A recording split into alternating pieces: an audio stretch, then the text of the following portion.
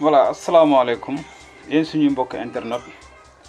yéen ñi nga si xam ne yéenay seetaan chaîne bii di Goudomp TV info maa ngi leen di ñaanal sama vidéo bi yal na leen fekk yi ñëpp si jàmm di jéggalu ci gëj a génn bi ñu gëj a génn du suñu sago mais dañ nekkoon ci ay réglage yu ndaw yoo xamante ne nii xam ngeen ne YouTube noonu lay doxee waaye gannaaw bi ñu rombee ci obstacle yooyu yëpp dañuy sant yàlla di sant askan wi nga xamante ne nii aussi ñoom ñooy abonné ci sunuy chaîne di leen ne ngeen di yokk abonné tey commentaire ci sunuy vidéo ndax dina am solo pour ñu mën a xam fi ñuy dal fan la tey nag dama bëgg a ñëw wax tuuti ci gouvernement actuel ndaxte boo seetee yéen askan wi ñun askan wi ñu ngi seetaan le président Macky Sall mu ngi def lu ko neex depuis kañ man mënuma comprendre depuis 2021 ñu ngi tëj ñu ngi rey ñu ngi làggal ñu ngi pattal ngir lan politique xalaatuñu ne bés dina ñëw dinañ jeexal xalaatuñu ne nguur gi ñu yor dafa am kenn ku ko yoroon ñu ñëw foqati ko ci loxoom waaye nag damay wax ne Macky Sall ci logique am la nekk de fàttaliku leen bi Ablaye Wade yoree nguur gi Macky Sall bi mu nee coppit nguur gi lu mu njëkk a def mooy tëj doomu Ablaye Wade tëj mboolem opposant yi nga xamante ne nii mënoon nañoo jàkkaarloog moom jaxase leen yàq seen àdduna yemul foofu nag ci biir nguur ak Macky Sall ci la ñu gis ay nervi génn ci la ñu gis ñoo xam ne dañoo génn yor ay arme duñ policier duñu gendarme di tirer ci kaw askan wi ci lañ gis ay pick-up yuy taxaw ci siège Benno Bokk Yaakaar di dajaloo foofu ñu wane ci ay vidéo wane ci ay photo ci la ñuy njëkk a saisir CPI ci nguur ak Macky Sall ci la ñu dégg détournement de 94 milliards détournement de 29 milliards détournement de 100 milliards détournement de 6000 milliards détournement de 1000 milliards ci nguur ak Macky Sall ci lañ épinglé ay directeurs société ay ministres yaay rey ci ay doomu aadama lu tolloo juróom-ñetti fukki nit wala lu ko ëpp lu tolloog ay ñeenti téeméeri nit yoo xam ne tey ñàkk nañ seen tànk wala ñàkk nañ seeni loxo wala ñàkk nañ seen wér-gu-yaram ci nguur ak Macky Sall ci nguur ak Macky Sall la ñu gis ay boutiques yu ñu yàq ay station yu ñu yàq ci nguur ak Macky Sall la ñu gis ay Auchan yu ñuy taal lépp lu ñuy loo xamante ne nii ci lu bon la ci nguur ak Macky Sall la ñu gis lu ñu musut a gis la ñu dund lu ñu musut a dund ci nguur ak Macky Sall la ñu gis ay sous-facturation yaay booy léegi nag testé ba xam ne sénégalais yi ci débat rek la ñuy nekk moo tax mu jël ñu mel ni ay comme Yirim Fen Seck ñu mel ni ay Madiambal Diagne ma jambal kooku nga xamante ne ni jamb rek la fi nekkee fen rek dafa fen ba kanam gi boo ko gisee ñu ngi fa bind feneen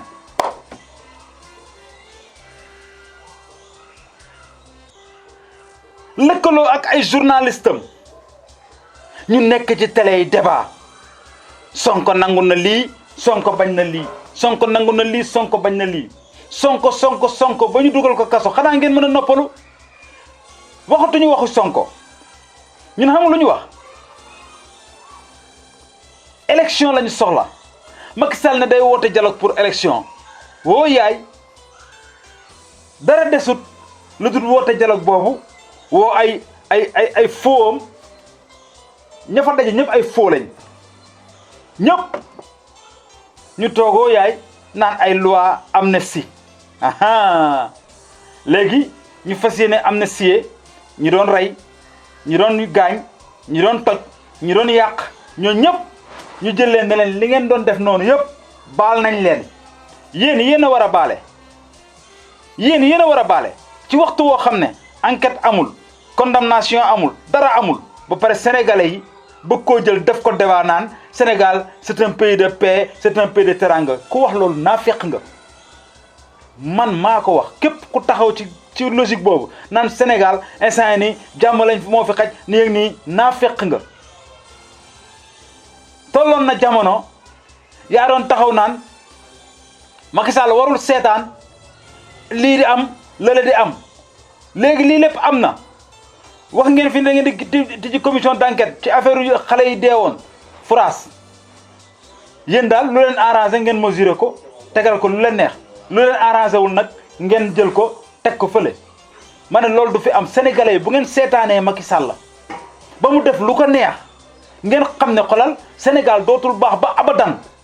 abadan daay man maanaam président bu fi toog di nga toog yor say nervi yor say bandi ñuy rey di tëj di laggal di pattal ba heure sa génn jóg jot nga ne xaaral ma yóbbu ko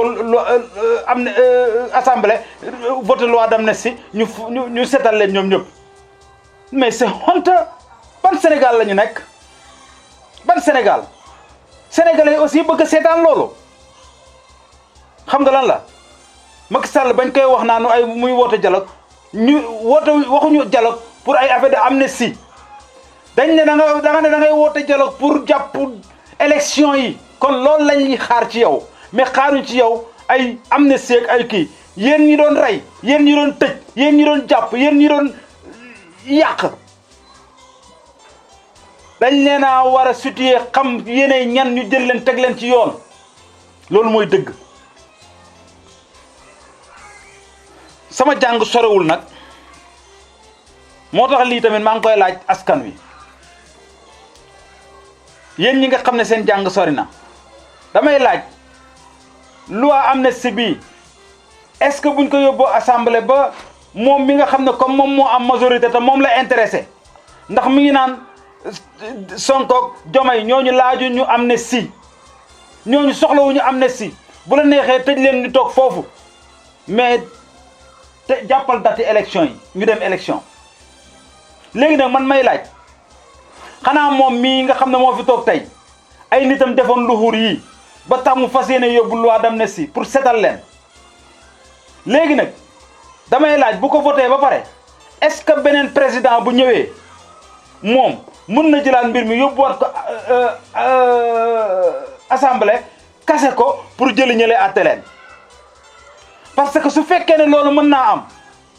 amul benn problème na def lu ko neex mais su fekkee ne loolu mënta am sénégalais yi ñoo war a taxaw jàkkaarloog waa ji wax kon wan ko ne ko lii du ci dal waru ci dal mais lii mooy lan ànd ak say band say faqman ñu def lu leen neex ci dëkk bi foog na ñoo moom dëkk bi foog na ñoo moom réew mi ba dara desu léegi pour ngeen war a daw nga mën a bëgg a jël ñooñu ñëpp sàngaleen mbalaanu naafeq loolu mooy lan du dëgg du yoon dama ne du dëgg du yoon bu ko neexee na bañ a bàyyi kenn waaye nañ tëgg élection yi ndax moom xam na ni ñu jàpp ni yëpp daf leen taxaw naan ay terrorisme ak ay force spéciale ak pour xëy di leen bàyyi nii jugé wuñ ci kenn moo lay wan ne la ñi seen tappale yi lañ nekkoon léegi nag seen tappale yooyu xam nañ ne jeex na ñu bëgg a ñëw indil ñu ay kii ma ne ku mel ni Yérim Seck warta wax parce que daa fen ba moom gëm ay fenam Yérim Seck su ma mënee indil benn preuve buy wane ne Macky Sall wax na ak Ousmane Sonko billaahi wallaahi ma bàyyi réew mi dem doon Gambien wala doon Guinéen c'est pas vrai ay fen la ay kàcc la kon bàyyi leen di manipuler askan wi bàyyi leen ci jaxase bi ci logique gu jaxase bi ngeen nekk mbirum naafeq bi ngeen nekk parce que Pastef ni ñu booloowee daf leen a jaaxal yéem leen ba nga xamante ni moo tax ngeen nekk ci seen logique gu jaxase bi li lay wan ne loolu daf leen a jaaxal ba ngeen arrêté ba ngeen kale Ousmane Sonko ndekete Ousmane Sonko ci biir loolu moom gëm na yàlla parce que xam na ne yàlla mooy dogal su yàlla ne moom warta dem préparé na bu yàgg keneen ku war a dem kooku rëcc na leen dem ngeen dugg ci ay reporter élection ay nañ tëggaat nañu waat Ousmane Sonko Macky Sall logique bu mu nekk nii PDS taxu koo jóg Ousmane Sonko taxu koo jóg kenn taxu koo jóg rëccal boppam ak njabootam ak ñi mu du àndaloon di liggéey dong nag moo ko tax a jóg lii kese la ku waxul dëgg wax fen man leer na ma leer yàlla nag ne gëm naa gëm goo xamante ne ni Ousmane Sonko njub gi ma xam ci moom dëggu gi ma xam ci moom fulla gi ma xam ci moom xam naa ne du négocier ak koo xamante ne nii depuis 2021 mi ngi jël paaka teg ci put bi waaye yàlla moo nangoogul. kon sénégalais yi une fois encore nañ am fulla am fayda ba lii nii nga xamante ne nii état actuel bi moom lañ bëgg a jàllale mu bañ a jàll. ñaareel bi nag sama question ba laay indiwaat dama bëgg a laaj ndax lii amnistie bi su jàllee ndax beneen gouvernement bu ñëw mën na yóbbuwaat mbir mi assemblée ñu kase ko pour ñu topp ñi nga xamante ne ñoo doon def banditisme. à bon entendeur salut. ñun askan wi daal lenn la ñuy wax mooy lépp loo xamante ne sartu réew mi moom la digle képp ku fi munti nekk na nga ko respecté dañ gis na nag Macky Sall banditisme état lay def di maanaam nguuru dictateur la rek parce que li muy def nii defu ko leneen du lu boppam ak njabootam amnistie kan moo ko demandé